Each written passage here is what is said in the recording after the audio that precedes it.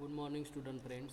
Today we will start unit 4, that is conventional forming processes. In that we will study introduction to forming process, classification of forming processes. One by one we will see this. Today we have started unit 4, that is conventional forming processes. Now there are four basic production processes for producing desired shape of the product, that is casting, machining, joining and deformation process. Now first is the casting. We know more about casting because first section is totally based on the casting.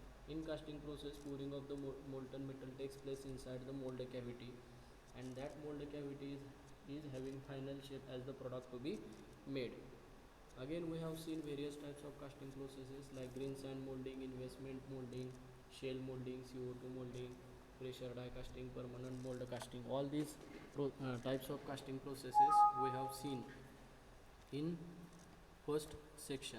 Now, next process is machining process. Machining process we will see in the second semester. On machining, totally one subject is depending, that is machine tool and processes. In that we are going to study conventional type of machine tools, newer machining techniques and some unconventional type of machine tools also we are going to study in the second semester. Now, which are the different conventional machining, that is lathe, milling, slotting, planer, shaper, slotter, drilling machine. All these are the conventional type of machining methods or conventional type of machine tools. And unconventional means electric discharge machining, electrochemical machining, ultrasonic machining. All these are the unconventional type of machine tools that we are going to study in the second semester, that is machine tools and processes. Next is joining. Now, electric arc welding process, plasma arc cutting, gas cutting, soldering, brazing, all these joining processes we are going to study in the unit 6, that is introduction to joining process. Next is deformation process. In this unit 4 we are going to study forging, extrusion, wire rod, tube drawing, rolling. All these are the deformation processes. These are conventional deformation processes that we are going to study in this unit 4. Now, what is mean by deformation processes? With the application of suitable pressure, the material is moved to obtain the desired shape with almost no wastage. We have seen in case of casting, a lot of scrap is generated or waste is generated. Means material is solidified in the gating system as well as in the riser is a scrap in the casting process, and it has a more volume than the product to be cast. It is many times it is happening that the wastage is having more volume as the product to be made. Means casting process produces the highest wastage. Again, machining, in case of machining we are producing the waste in the form of chips. That is again a scrap in the machining process. But in case of deformation process like forging, extrusion, wire rod, tube drawing, rolling, very less amount of scrap is produced or negligible amount of scrap is produced. That is the uh, peculiar feature of this deformation process. With the application of suitable pressure, that pressure may be applied gradually or in the form of impact. If we are applying pressure gradually, then it is called as a squeezing, and if blows of the hammer are given all of a sudden, then it is called as impact, and material is moved to obtain the desired shape. The required pressures are generally high. For the deformation process we are using the press machine, and that press machine has a capacity from 15 ton to 1500 ton. Means generally high pressure is required for the deformation of metal, and tools and equipment needed are also quite expensive because that tool and the equipment has to withstand very high temperature of the metal. At the same time, that metal has to withstand very high pressure.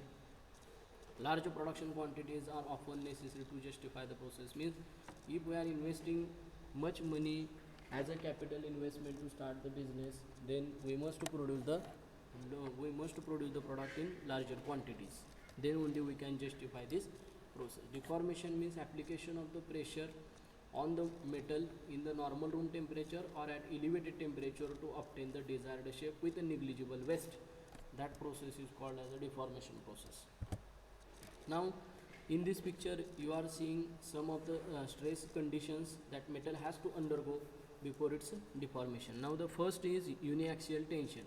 Means metal is exposed to the uniaxial tension, biaxial tension, triaxial tension, uniaxial compression, biaxial compression, triaxial compression.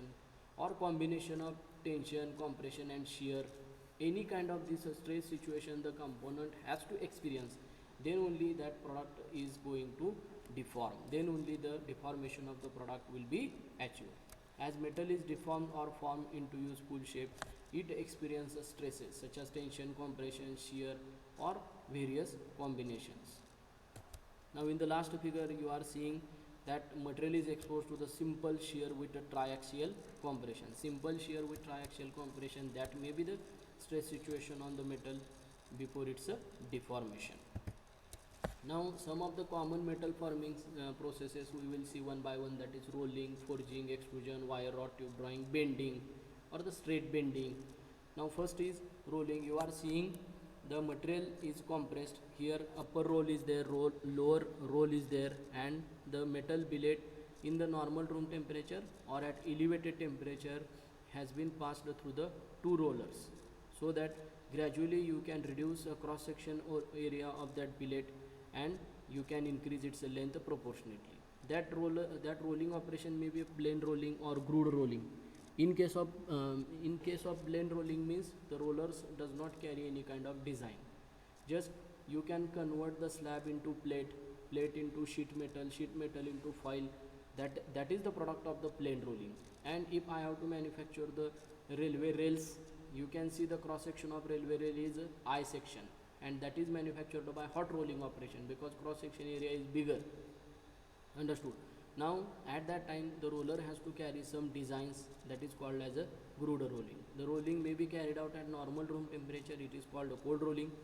If the rolling is performed above the recrystallization temperature or above the plastic deformation temperature, then it is called as a hot rolling. This is the rolling operation. Material is passed in between the two rollers so that you can obtain the desired shape. Now according to the number of rollers used in case of rolling machine, the classification of the rolling machine can be made as 2 high rolling mill, 3 high rolling mill, 4 high rolling mill, tandem rolling mill and cluster rolling mill. All these are the types of rolling mills used in the industry according to the number of rollers used. We will see in detail while studying this rolling process. Now next deformation process is forging. This forging, 99% this forging operation is carried out above the recrystallization temperature. Only for 1%, that is manufacturing of head of the bolt, we are using this forging process at a normal room temperature, and that is called as a cold heading. Now this, in case of forging operation, you can see upper die is there, lower die is there. Whatever the product you have to made, their cavities, die cavities, initially you have to machine.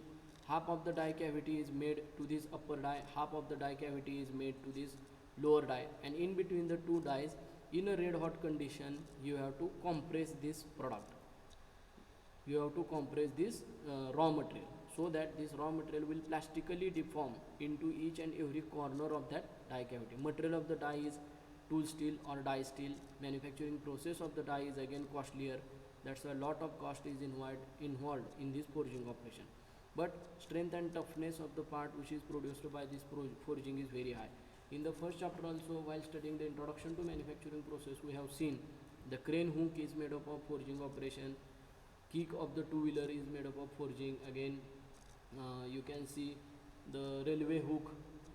If that railway is carrying 60 buckets or 60 bogies at that time, only one hook is sufficient to drive that 60 bogies on a railway track, and that hook is manufactured by the forging operation, because strength and toughness of the forged component is more as compared to others, and that strength and toughness to that forged component is obtained by its grain structure. Now next process is extrusion. Extrusion is a Greek word. Meaning of the extrusion is to push forward. Now here you can see this is the container, or you can call it as a chamber. That container or the chamber has a small opening at its front, and these two white rectangles, these are the dies. Material is passed through these dies so that it will get its desired shape. Again, that extrusion process is also carried out at normal room temperature or at elevated temperature according to the temperature of the raw material. Now this extrusion process is used for the manufacturing of tracks.